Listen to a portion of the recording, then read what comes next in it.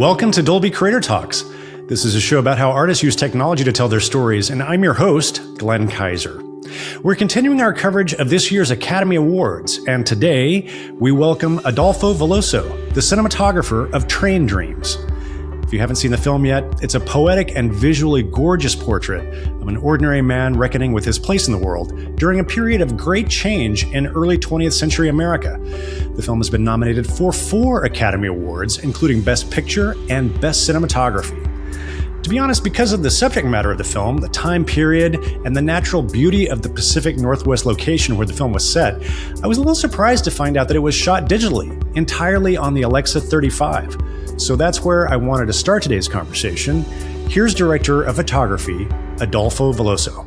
We did briefly talk about potentially shooting on film. That conversation didn't last long because of a lot of reasons. I mean, first of all, budget and schedule, but I feel like the main reason was the conversation between Clint and I about how we wanted to shoot the movie.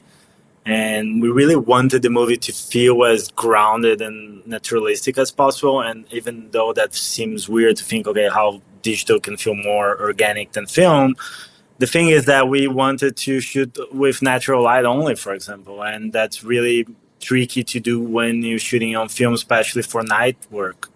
And there's literally scenes in the movie that are lit by a single candle or like a campfire or stuff like that. So shooting digital allow that in a way, and especially with the Alexa 35, the dynamic range, and shooting with natural light only inside and outside, being able to grab all that dynamic range within while we were shooting, but also being really nimble and able to shoot like for 40, 50 minutes nonstop. A lot of the small scenes in the movie, but bigger scenes in the movie, came from shooting Joe and Felicity around for 40 minutes nonstop and chasing them with chickens and kids and whatever, like that kind of stuff that you're not really able to do with film, because after, depending on how big or which format you're choosing, you have like 5 minutes, 10 minutes, or like 20 minutes maximum.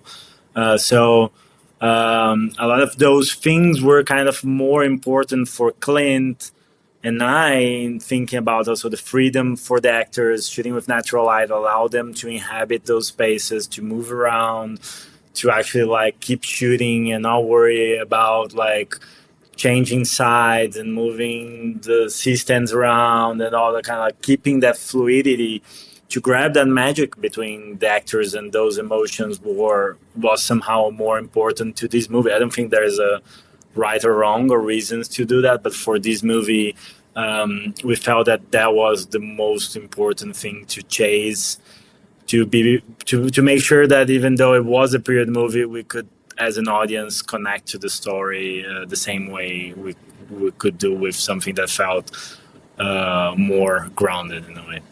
That makes total sense. And kind of on a similar question, I would love for you to talk about the decision to shoot in the 3:2 aspect ratio. Because again, like there's a part of me that thinks like, oh, Pacific Northwest, these huge vistas, like this could have been a very interesting movie in CinemaScope, but you guys made a very different decision. And step on your answer, but I love the way that it allowed you to use headspace, kind of a vertical view. But how did you arrive at that decision to go 3:2? Well, again, I feel like until we landed on our kind of visual motif and the reason for it all, I feel like those conversations are always hard, like which aspect ratio we're going to choose. And then you go to those like, the vistas, let's do 239 or whatever. But I feel like it's always hard for me. Like I don't come from a photography background. I just like loved movies and wanted to work with movies. So all the decisions I do usually are motivated by something of the story or the narrative or like an emotion. So until I can find those things, it's really hard for me to choose the camera, the lens, where to put the camera, how to frame it. And until we found like the metaphor we found for the movie, which was we wanted the film to feel like you like going through someone's pictures from his whole life. Like you found that box full of pictures and you're going through those pictures to try to figure out who that person was. The same way we could feel kind of in the script. That was really evident on the script, the kind of the memory lane, you know, not like a journalistic version of the life, but the memory lane that is not necessarily accurate, but it's kind of more honest in a way, you know. So we felt like that metaphor with the pictures was perfect for us. You know, those pictures that are sometimes really posed, don't necessarily like are what actually happened, because you're not posing there when you like in real life you pose for a picture, or some pictures that are really spontaneous and more organic. So there was the combination of all those different aspects to the pictures in that box, basically, you know. And we loved that, and we felt that that was the right thing for the movie. And that gave us also the aspect ratio, which is the aspect ratio you kind of used to see in your old family photos, you know. So when you look back, they're going to be usually in 3:2. So we wanted to evoke somehow in a certain way that thing for the audience, in a way too, that you're watching memories, not necessarily a film, but memories of someone's life. And in the end, that actually really helped us, because even though you think, okay, the wider aspect ratio is going to be good for the vistas, that's also really tricky for trees, you know. And we had such a tall frame in a way, because it is a taller aspect ratio, that it was easier to frame trees and nature, and to have, as you said, like all that headroom and space around the characters. And that came from the feeling that we really wanted to feel like the characters are as influenced by nature and the space around them as anything else, and how important where they are and what's happening around them is important to what they are feeling, and vice versa. And that like never ending connection between the two things. So we really wanted to isolate the characters sometimes and make that whole space around them. There is this also like sense of misplacement and loneliness for the character at the same time. So somehow that visual choice that we made for one metaphor kind of help us throughout the whole movie, and the whole motif kept going. I love the way that you talk about sort of thematic elements and metaphor, and how that dictates the visual approach. I feel like you start off through the film with a very sort of, you know, there's almost a formalism to the visuals as we're introduced to Robert's character. I feel like that first few minutes of the film, like it's largely lock-off shots. You're keeping some distance, which kind of makes sense emotionally for who he is. And I may be wrong about this, but I feel like the very first handheld shot is when Gladys comes up to him after they meet in the church. And then visually, I feel like what you're doing after Gladys comes in is very different as she kind of breaks open his character. So I would love for you to just talk a little bit about, you know, how you were using handheld and the movement of the camera to kind of reinforce what's happening emotionally between those characters. What we did with the camera was always really reactive to the emotions and the feelings and what the scene was about. We had a specific rule that we wanted the camera to behave differently within the 3 phases of his life. So whenever you see him as a kid or a teenager, for example, it is always a total lock-off. The camera doesn't move at all. And the main reason, going back to the to the still image lane, is that we wanted those memories to be perceived almost just through pictures. Like when I think about my childhood, I'm not really sure if I remember what happened, or if I just remember that birthday party because I saw a picture of that birthday party. You know what I mean? So we wanted to evoke that thing for his early years, you know, like it is just memories that are surviving through those pictures, even for him in a way, you know. And then when you go to his adult life, we have a bit of everything. We have formalism, we have moments where the camera doesn't move because it feels like that picture that is more posed, but we have a lot of really organic moments, like the moment with Gladys, like kind of his most his happiest moments and more organic moments. So the camera is behaving that way. The camera is following them around. We are kind of part of that really organic moment in his life, in a way, where everything kind of feels good in a way, and his happiest moments. And then we save like Steadicam for just his old years, like basically the like 10 last minutes of the movie, because we wanted that feeling that we are still organic and it is floaty and we are going with him, but in a softer way. In a way, he's more in peace with everything that happened. There's a bunch of everything in the movie, but then suddenly he's a bit more in peace with everything and accepting everything. So we had those rules, generic rules for the movie, in a way, like kind of more in the bigger picture. And then within the scenes, we would always just like go for what it felt right within that rule, how to place it, what to do with the camera, depending on where he was. There was something about like when he's at work, it is kind of like sharper movements to replicate what like the axes and the sawing, like it is more and like after that first move, when like the camera is rigged to the tree and falls down, there's like one really sharp move to reveal him for the first time. But then when he's with Gladys, you don't have like fast pans, you don't have like it's always softer. You go from one to the other in a softer way. But when he's at work, it is always like kind of like a faster move and trying to reveal things in a certain way. And I feel like that's often just dictated by the scene itself and what's happening with what the actors are doing, what the tools they're using. I often like to do a camera work that is more reactive than necessarily impose anything. I love that you mentioned the shot attached to the tree as it falls. It's it's a very arresting image. But I love too how you talk about memory in the movie and the fallibility of it, and how images can they kind of take over memory for us, and so we're not really sure. Sometimes it's like, am I actually remembering this, or am I just remembering pictures that I've seen of it? And I was struck by kind of that montage at the end of the film as he's remembering. And one of the things that I heard you in another interview talk about, which I just was so struck by, was the decision to, those are moments that we've seen previously in the film, but you guys use different coverage. So we're seeing them in a different way. And I love that was a visual way to represent this theme that you're talking about, which is our memories are fallible and we don't remember things exactly.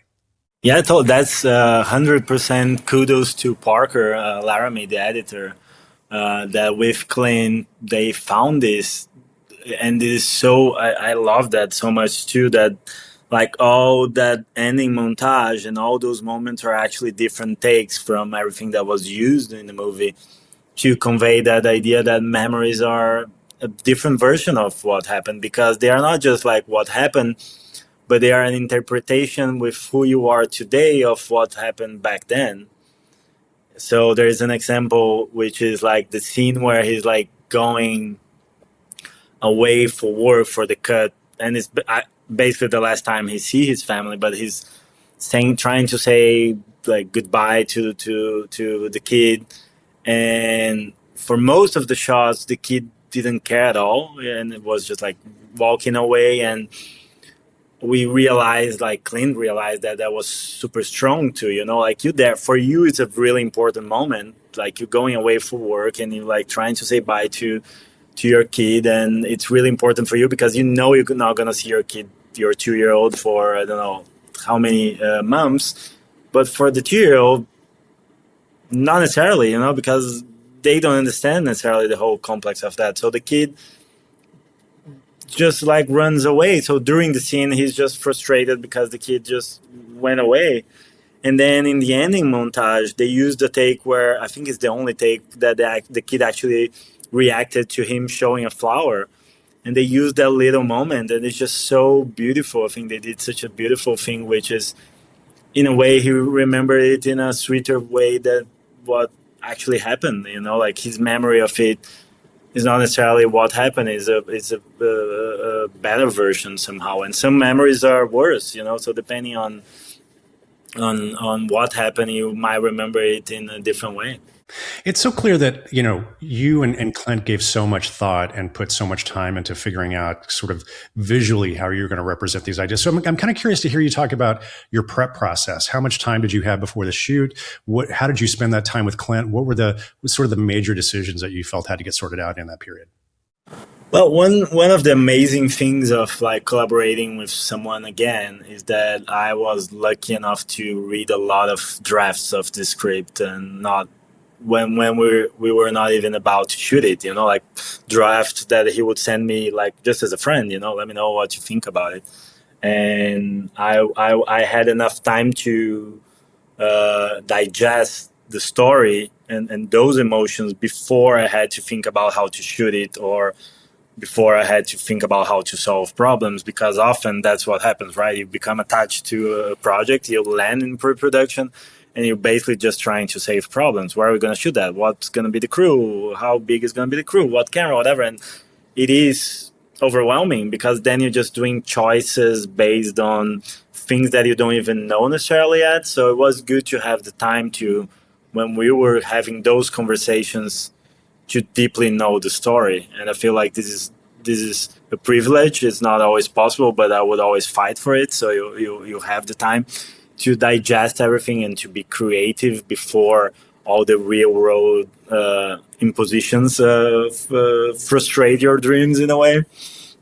But I always try to, regardless of that, always read the script at least 2 or 3 times without thinking about my side of things at all. Like the first time I read the script, I'm not thinking, oh, it's going to be fun to shoot or not, or how we're going to shoot it, or what would be the best way to shoot it. I'm just thinking about the story and to see if I connect with the story myself. Like going back to what I said, if I don't know what I should be feeling as an audience, it's really hard for me to choose where to put the camera, which lens to use, how to light it, or any of those things. So I really need to feel connected to it in a way. And I feel like obviously in life we always try to have empathy towards everything and everybody.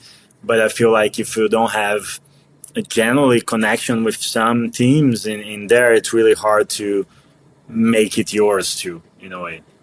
So I always try to just make sure I'm connected, I feel the story, and then during prep, I like to be as much as possible present in the locations. I hate the office work in a way. I feel like there's nothing less inspiring than being in an office looking at references in a computer. I feel like it's really hard for me in my process. So I always try to be in location as much as I can, be out there, even though it's going to be different. Even though they're going to build a cabin that is not there, like being there, it helps me a lot being around, getting to meet the actors as much as I can too, because you need to create such a good relationship with the actors to be able to be there and make sure they trust you, that they know that you're going to be there, but also that you become a comfortable thing for them. So you are not there at the same time, so they can be vulnerable and do their thing, and you almost just invisible in a way. So I feel like it is a lot of like creating all that because of some aspects of my work, but in general, but like especially this movie, for example, it is a lot of conversations with a lot of departments, especially the ADs and the production, to make sure you have a schedule that works around natural light, that you're talking with all departments to make sure you have enough candles and campfires, whatever. So it is a very collaborative way, because I know that because of that way of shooting with like natural light, for example, you rely much more on all other departments that you would if you're just lighting it regardless of everything. Yeah, I'd love for you to talk a little bit more about that. I mean, I feel like, obviously one of the things that is so distinctive about Train Dreams visually is the use of natural light, and everything is shot on location. I mean, I think I've heard you say at some point it was 99% available natural light. So you must have even had a lot of much tighter collaboration with production design about like the cabin and how to like how many windows are just to allow you to have Yeah. that freedom and flexibility of approach.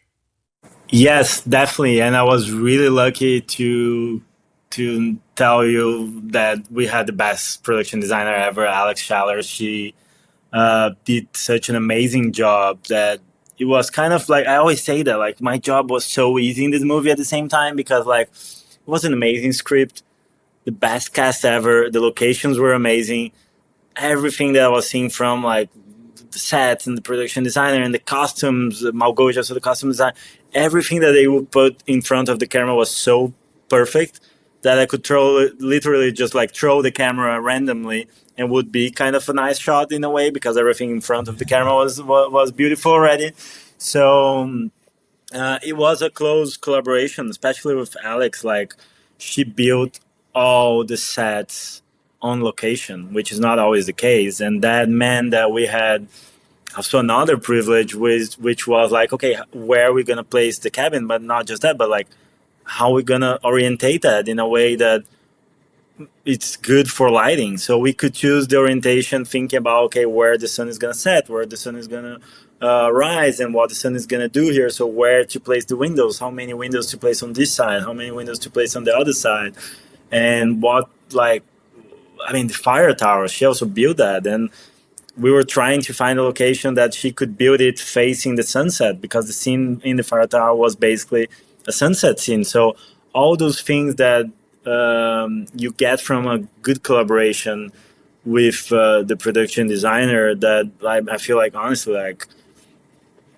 half of my job was probably hers, like she was doing it and giving us like enough lighting sources, like enough candles and double wicks, triple wicks, and oil lamps and gas lamps and campfires, and making sure all that was real and practical and not only like beautiful to look at, but also that they had enough lighting to be a light source, so it is a teamwork. And I feel like on this movie more than in any other movie, all the images there are really like really signed by everybody on the movie, like in a way that like it's a teamwork from everybody. And you operate yourself as well, right? So why is that? Why is that of particular importance for you and kind of the approach to how you make these movies? Yeah, that's funny because like it's like, and I'm from Brazil, and I feel like there is kind of like the usual, there is not common for DPs to have an operator, and that's basically how I learned how to do things. And it feels really weird to me not to do that in a way. I feel like it's such an important part of the job to have that connection with the actors, to be there for them too, and to be like a lot of the shots in this movie, the camera is literally like 2 inches from the actors, and being there and being to be there and to be able to like dance that ballet with them in a way to as I was saying before, to make sure that they not only 100% confident on you being there and vice versa, but that there is a trust that goes beyond the shot itself, that they know that if suddenly they want to do something different, you're going to be there to catch that in a way. And I feel like sometimes having an operator, it's going to become another layer in between that, and sometimes that thing is just going to get lost because you were like, there was not enough time to relay that to the operator, and you just like there. But I feel like it's just the way I learn. I don't think again there's right or wrong, like it's just the way I learn how to do it, and I don't see a way to change that anytime soon. I feel like I would also get really bored just sitting on the monitor. Right. Stuck in the video village, Yeah, it's like just talking what's to your happening? lighting crew, right? Yeah, and the way like we shoot, like especially with Clint, it's basically like a really small footprint. We want the sets to feel like it is a like 5-person crew. It's often on set would be just like the actors, me, him on like clamshell right next to me, and the focus puller. Sometimes not even the focus puller because he would be outside, like. But so often that would be the set, and I feel like you are there like with the director and the actors. It's just so easier also in a way to get into the right zone and to have a smaller footprint for the actors so they can actually feel more comfortable also. So I feel like there's so many reasons for that I cannot imagine it any other way. Yeah. You mentioned your focus puller, and I wanted to ask you about that. Tell me about that process, because so a couple of things. You've got a lot of candlelit scenes, especially in the cabin, these beautiful conversations that are just lit by, so you must have been shooting pretty much wide open, if not close to it. And you mentioned that you had some improvisation scenes where you might run the camera for 30 or 40 minutes. So how are you and your focus puller collaborating and when you're trying to Well, accomplish those kinds of things? he's a genius. The first thing that I can say, Nick Kelly, it's honestly a genius. He was sharp in the metaphorical way, but also in the practical way all the time. We never lost a take because of focus, and I feel like especially with that way of shooting and improvising and with kids and animals, like not often you can repeat a take, and he was always there, and he gave me so much confidence also, and I knew he was going to do it in a way that gave me so much freedom to do whatever was necessary for the camera, which is not always the case, right? If you're not confident about the focus, sometimes you don't do something with the camera because you don't want to ruin that moment with like suddenly losing the focus or anything like that. Like that you can like just react to whatever the actors are doing because focus is gonna be there for you. But I also think that not just about being sharp, literally now thinking, but also having the sensibility to know where to go and when to go and how fast to go and when to react and when sometimes not to go to the person that's talking and to stay with the reaction. And he has that sensibility of like just going for that without was necessarily needing to talk about it, so that's also like something amazing, and I'm really glad that I found Nick, and I really hope I can keep working with him because it's the same thing that I could find with Clint too. Like we don't necessarily need to talk about everything. We often are on sync already without even having to say a word. And I think to be surrounded by people like that, it's amazing because things just get fluid in a way. And it was a privilege to have him on this movie. And I'm sure a lot of those special moments are just there because we had the confidence on him. I read an interview with William H. Macy about the film in which he was talking about some of these campfire sequences and how they would just ramble on and on. Like, so what was your approach to? Were you like quite a ways away on a long lens to kind of like just to kind of let them do their thing and you were capturing it, or what was your approach to capturing some of those more improvisational moments like that? No, I mean, depends. Like we would be sometimes away. I don't think we used a lot of like long lenses in the movie. We're often like closer to the action.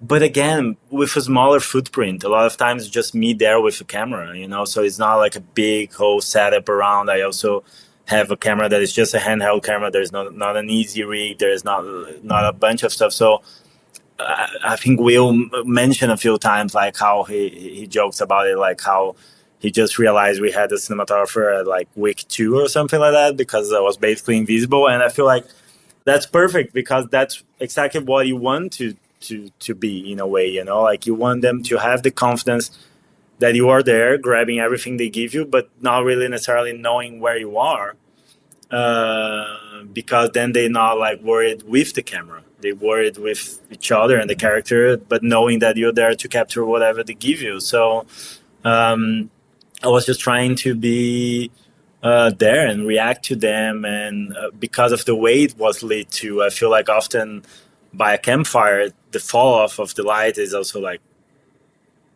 really extreme in a way that like if you are a couple feet from the fire, it's just darkness, so you can't really see much. So yeah, we would be sometimes like a few feet from him, but was probably not even seeing me, which I Yeah. think is Oh, that's interesting. it's good. Yeah, yeah. Well, you touch on something that's really I'm just fascinated by, which is kind of the soft skills of being a really good cinematographer and an operator, and the relationship that you have with the actors. And I feel like this is probably something that's not really taught a lot in film schools to cinematographers, is how to create that trust and that relationship with the actors. But especially Joel, like his performance is so beautiful in this film, but it's so internal and it's so, Yeah. you must have formed a really close and almost intimate working relationship with him. Yes, we are good friends. He actually, just after Train Dreams, he was actually invited to direct a few commercials with Harrison Ford, and he invited me over to shoot with him. So that was fun too. It's like those things that it's such a special project that I feel like everybody involved knew that in advance, and especially with Joe, I mean, first of all, he's also a genius, and I think like I can't see anyone else playing this part for all the possible reasons. His physicality, you believe he's a logger, you believe he's doing that hard work, but he's also really able to deliver everything without a lot of words, without big emotions out loud. Like everything is like so subtle, so internal with his body language, with his expression. So it was kind of like amazing to see that happening, because the first thing we would think of, okay, we're gonna have to be like this tied to him all the time because he's not saying much. And then when you realize what he does with a turn, like you okay, I can be like super wide and he's gonna give me all the emotions with just his body, and we are fine. I remember the first day, the first makeup test we did. We were shooting like outside the office or something like that. Because of the way the place was, we were just shooting him from one side always. And then he was like, "Do you mind if we like change this to the other side so you shoot the other side of my face?" And I remember thinking, "Oh my god, no, he's gonna be like one of those that ask me just to shoot him from one side because this is my good side." And I was like, "Oh, this is gonna be a hard shoot," because that's not like an easy task, obviously. But then he told us like, "No, I just want you to see both sides because I feel like this side makes me look more vulnerable, and this side makes me feel more assured." And he wasn't like asking us to shoot any particular way. He was just showing us that being so aware of himself as an actor and also as a director himself, he was just giving us the tools, so we could do whatever we wanted with those tools, but he made sure we knew that, and we obviously learned from it and we used that, so it's amazing to work with an actor that is so aware of those things, so aware of his expressions, his face, his body, that it's also a director and that knows where the power of the camera and the power of a lens, whatever, but without trying to impose anything. He's just like giving you the tools and you work around him. And he was always up for everything, like, "Oh, yeah, Joe, we really want to shoot the scene and we don't really have the time in the schedule to shoot it, but we're thinking," I mean, this is all Clint talking to him, right? We're thinking about maybe going to this lake on a Sunday and maybe bring a camera and maybe we shoot something there, and we grab a scene, and he would be like, "Yeah, let's go." And we would just go like the three of us and with a camera and shoot something that it's even in the movie, but we wouldn't be there if he wasn't up for it, and we would be just like asking for his trailer and whatever, you know what I mean? So I mean, it's amazing. It's the all you dream of, like an actor that is an amazing actor, and it's up for everything, and it's aware of everybody's work, and it's a dream. As a big fan of 1970s movies, I'm a huge lover of a great zoom shot, and you've got some really amazing ones in this movie. But again, like as we were talking about, always motivated by the story and about what's going on, not just for its own sake. Tell me about those zoom shots with William H. Macy as he's just kind of droning on, and then you zoom out, you realize like everybody's working all around him, but he's just kind of running his mouth. And I just love, I love how the zoom revealed so much about his character. So Yeah. was that something you guys figured out on set? Was that something that you kind of thought about in prep, or tell me how those shots came about? No, yeah, we thought about that. Like, I feel like since Jockey, I think Jockey had like three zoom shots that we loved. Like, it's something like when we went back to like, okay, how to do this movie. Obviously, we were talking about the references, Tarkovsky, whatever, but we were also looking back at Jockey and saying, okay, let's see what we did wrong here, so we don't repeat it. And obviously, that list was really long. And then there was a smaller list, which was basically the things we liked, and that we wanted to repeat and explore more. And the slow zooms was one of them, the things we liked. And we used like two or three times on Jockey. And we're like, okay, how do we use this more now? How, in a way that obviously makes sense, but we love that. And okay, let's think about it. And there was an aspect in Train Dreams about like how I was saying that before, how the environment is, it's important for them, and the space around them is important for those characters, for you to understand those characters. And that specifically sequence of Will Macy was such a funny sequence. I remember reading the script and laughing already on the script, and imagine Will doing it. Everything just like got even funnier. But it's not necessarily a funny movie, right? Like and so it's like, okay, how do we differentiate that in a way that we help with that tone, but it still kind of fits the story in a way and fits the language. And we realized that the zooms would be funny because of what you said, like you always start the scene there with him, and you see that he's talking, and you slowly reveal everybody around him working and doing the hard job and everything. Like, that also told a lot about the character. It was really informative about the character in a way that it also makes you laugh, but makes you understand who he is. And you also understand that he's often there doing nothing, but he's there for a specific reason. And the way that scene ends with, okay, he's here because he's the only one that can explode things. So he's here, and even though he's going to be most of the time just talking nonsense while everybody does the hard work, there's a reason for him being here. And I loved shooting that scene because he kept going. And I was laughing all the time. Like, I don't know how the camera is not shaking in all those shots, because we had to like, it is a really like slow and precise zoom. So I was trying to do that while laughing. And I'm surprised it's not a bunch of shaky shots, because I was definitely laughing all the time. Yeah, yeah. Well, you've said that the movie was 99% natural light, but of course, I think the one time you weren't able to get away with that was the huge wildfire sequence, which is sort of like a visual showstopper of the movie. Tell us about capturing that sequence. And I understand you you brought in sort of like what was it, like a massive kind of like a theatrical, like it was a rig used on music concert.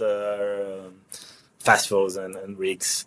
Yeah, that was I think like the trickiest scene for me in terms of not necessarily the practicality of it, but because everything else in the movie is real light, real natural light, real fire, real candles or campfires or whatever. We had that challenge with this scene, that how do we use artificial lighting here and VFX, because that's the only way, obviously, if we're not burning a forest down. But how we use that in a way that doesn't pop from everything else in the movie. Because whoever is watching the movie is going to be watching real fire, real flames, real fire behavior on people's skins and lights and the way it flickers, the temperature. Then suddenly you have that scene, which is probably one of the most important scenes in the movie.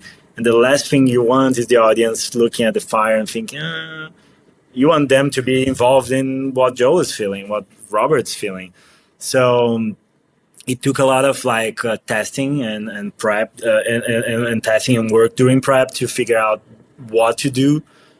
Kevin Cook, our gaffer, did an amazing job in finding that rig because we needed something like it's a huge wall of fire, and we needed something that had to be long, like large and tall at the same time.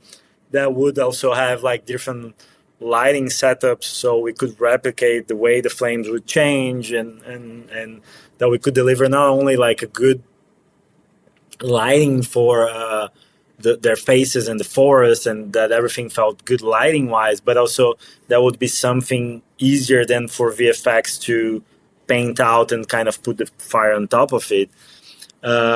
So yeah, it was just a lot of testing. We had to test so many different color temperatures for those fixtures, not only because fire behaves differently and depending on how high the flame is, the temperature is different, the color is different. So we had different color temperatures depending on how tall the fixture was and how high the fixture was, and also to find the right flickering and to find the right tone for everything. But I'm really glad we did all that work, because when we were actually even shooting the scene, because of then like the smoke and the shallow depth of field and the sparkles, even on camera, some things felt like a real fire already, you know, like it's, depending on where we were. Then obviously when you were much closer to that wall of fire, not, but like within the forest, for us felt almost like, okay, the forest is burning down, you know, and you could feel that also for Joe, and it felt kind of scary in a way.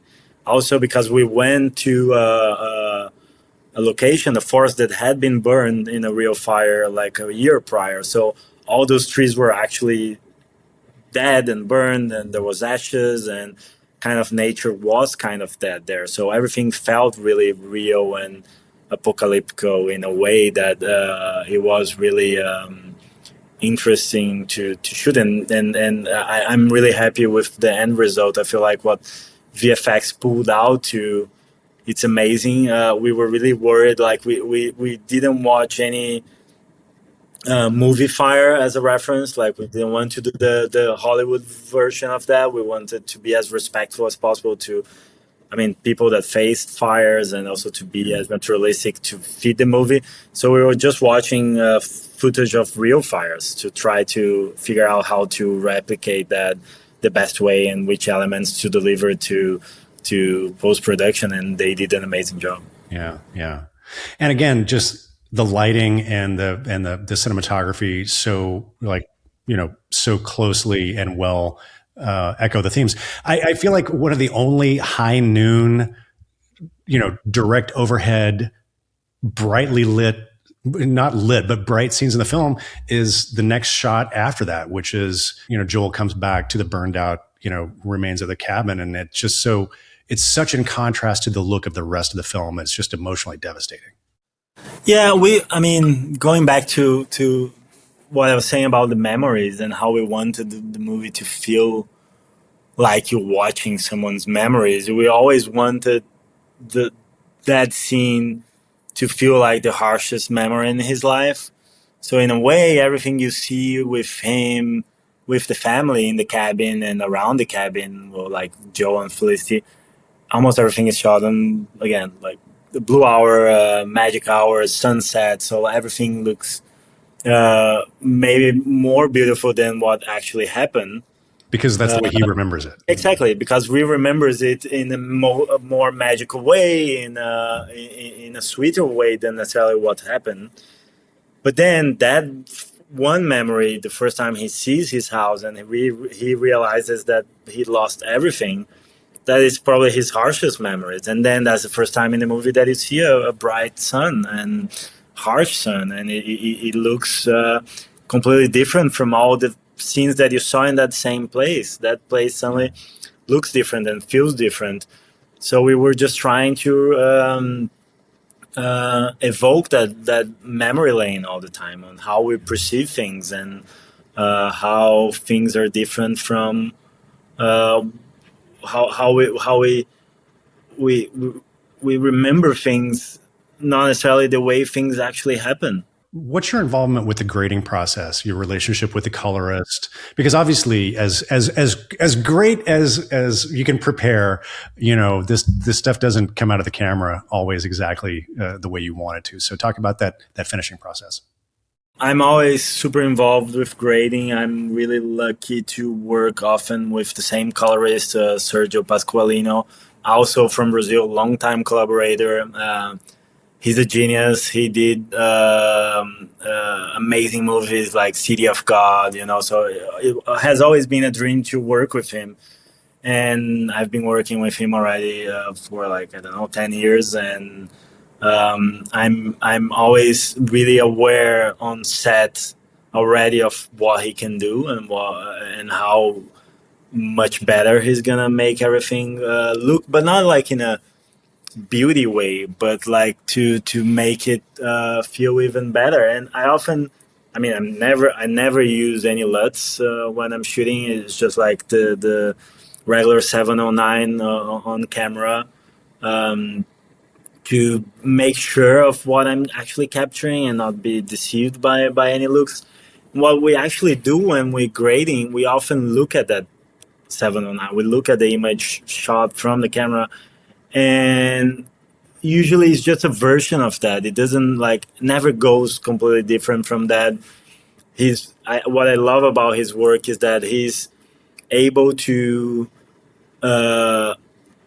be really faithful to what was captured and not try to impose a look to the whole thing. There's reasons again to do everything, and certain movies ask for that. But especially on this movie, we really wanted to be as grounded as possible, as naturalistic as possible. So to make sure we had a faithful look to the film that was faithful to the locations we were, to the faces we shot, to the actual firelight that we had, all those was important.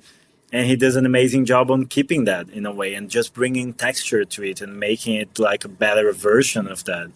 There was also something that we liked a lot, that we liked the feeling of those images feeling a vivid version of what happened in the past, not a faded version, not like a black and white or a sepia version of the past. Like, it is an image with texture. They are living there, and captured with older lenses, but vivid as they would have been if you were watching those images when they were actually captured. Not a faded version of that. So we liked a bit the idea of finding something like a black and white image that was then suddenly colorized, with either hand painted or with AI or whatever. So and those things tend to be really realistic, right? They try to be realistic, but sometimes they get something a bit off, like one tree or one flower that it's a bit off color. So sometimes we would play with that, to evoke also that memory lane, that sometimes things everything is super real, but this little thing here is a bit off. So we played a lot with that, making the image as natural as possible, as 100% as they were captured, but then suddenly changing something on one piece of clothes, whatever, So just to evoke that feeling too.